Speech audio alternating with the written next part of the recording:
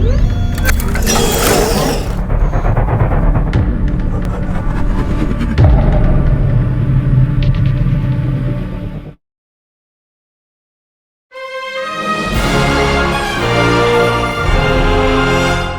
going on, y'all? Welcome to another movie review from the Superpowered Review. It's been a while, sorry for being tardy to the party, but real life tends to get in the way of these things.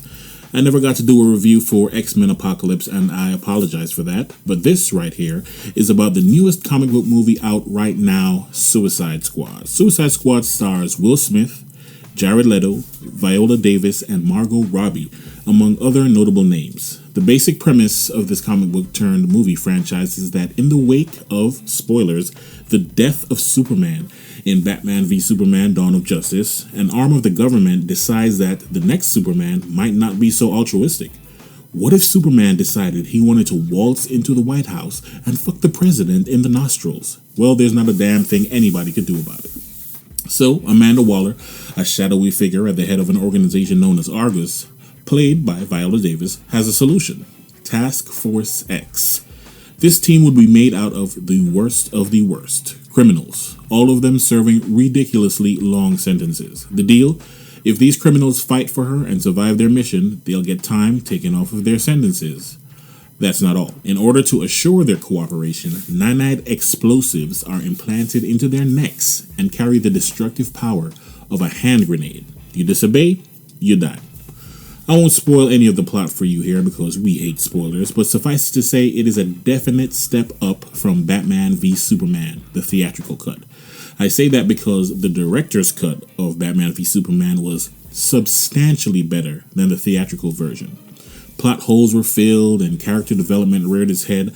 Aside from a few ideological differences, there were the two most glaring issues I had with BVS. Don't get me wrong, when I say Suicide Squad was better, I don't mean it was a higher quality movie. I mean I enjoyed it more. There was a lot to hate about the plot, the dialogue, and line delivery in this movie. However, the humor, action, and camaraderie made up for it in spades. Would I pay to watch it again? Not unless there was potential sexual intercourse involved somehow. I will say that I'm not mad, sad, or disappointed that I watched it. Will Smith absolutely killed it. The minor issues I had with his character had everything to do with the writing and not his acting. Viola Davis murdered it. Her turn as Amanda Waller was perfection. There isn't an actress on the planet who could have done it any better. The real show stealer was Margot Robbie as Harley Quinn.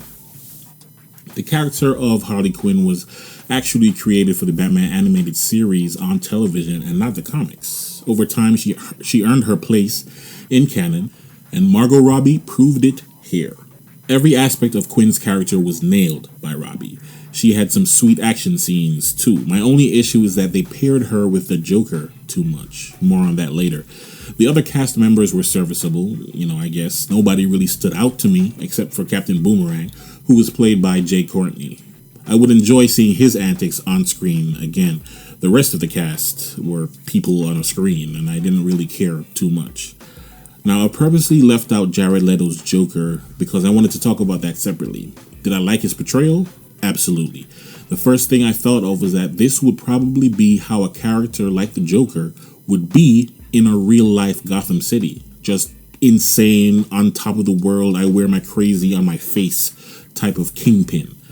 Jared's Joker isn't nearly as intimidating or creepy as Ledger's, but he's not disappointing either.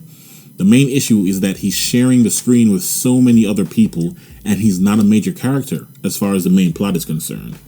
In fact, he didn't need to be there at all. The movie might have been a little better without him if they replaced his scenes with some more character development. I'd love to see him as a baddie in a solo Batman movie where he has more time to chew up the scenery.